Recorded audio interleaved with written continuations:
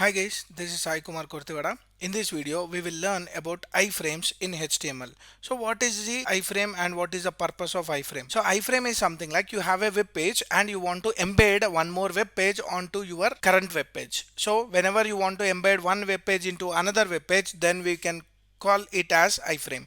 So how can we use this iframe in HTML? Let me quickly jump into Visual Studio Code and we'll learn how to use this iframe.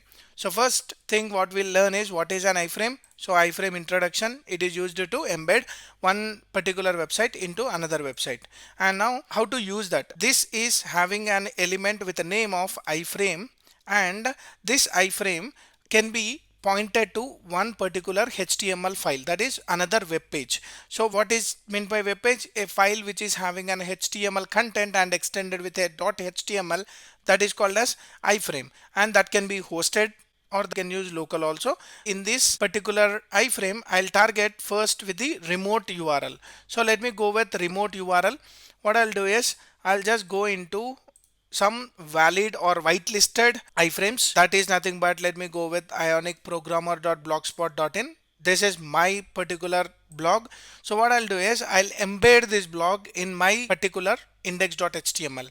So what I'll do is I'll just post this source. So this is my source, and let me save this. Let me go into our index.html. Let me close this and reload. Now you see there is an iframe which has been loaded, and this content is similar to the content whatever I gave, and the same thing you can see. And why you are getting this hammer icon? Because this in mobile mode, if you go into inspect and move it as mobile mode, you can see this hamburger. So because the size of this iframe is very small, so it is acting like a mobile frame, and you can see all the details of it. And when you click on read more, you can navigate as well. So let me go here and click on this read more, and it went inside the form and it is showing everything. Now you can apply some styles to increase the height and width of this iframe. For that sake, we will go with some set of properties. First property is height property. You can give height for it. So let me go and give the height. The height is something like 300 pixels, and save this. Now go here, just reload. Now you got a iframe with 300 pixel, and now you can increase the width by using a property called as width is equal to, I'll give something like 500 pixel and save this, reload. So now you got 500 pixel and 300 pixel height. And if you want to remove the border, you can apply some styles. So already I said you there is a property called as style which can be applied for all HTML elements, and you can apply n number of styles on it. For now I'll show you something called as border as none. So I don't want to show any border for this. Let me go here and reload. Now you can see there is no border for this, and it is showing with a scroll bar because this particular web page is very large and you have this scroll. So this is iframe container, and we are applying the styles on it. And there is something called as title as well. So you can give the title for this iframe. So let me give it Ionic blog and save this. So we can give the title property for this iframe, and also we can give the name for this iframe. So let me give a name like first or Ionic frame. Save this and go here, just reload. Now you got this Ionic frame. That means even this name will be used for navigating or opening a particular iframe by clicking on some particular HTML tags. So in the upcoming videos, whenever we are talking about anchor tag, you will understand what is the use of this name property on this particular iframe. So these are some set of properties which we can use on an iframe.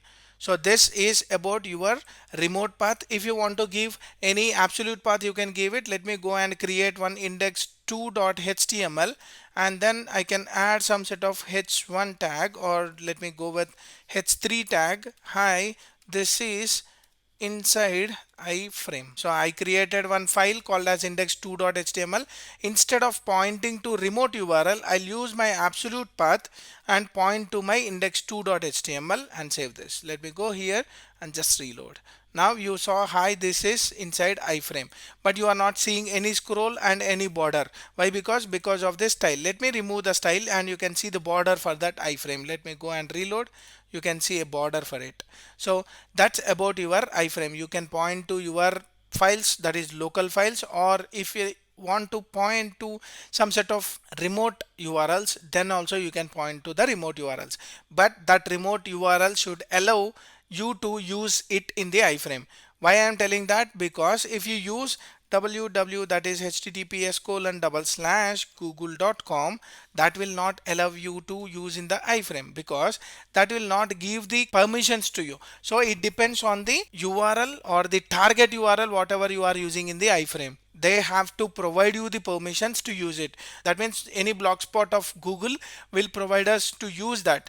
But whenever you are trying to use a non-whitelisted or the URLs which are not giving us the connection permissions, that can't be used in the iframes. So that's why I'm not able to use Google in my iframe. So you have to use only whitelisted. So that's about your iframe. In the upcoming videos, we'll talk more about HTML tags and different types of HTML tags.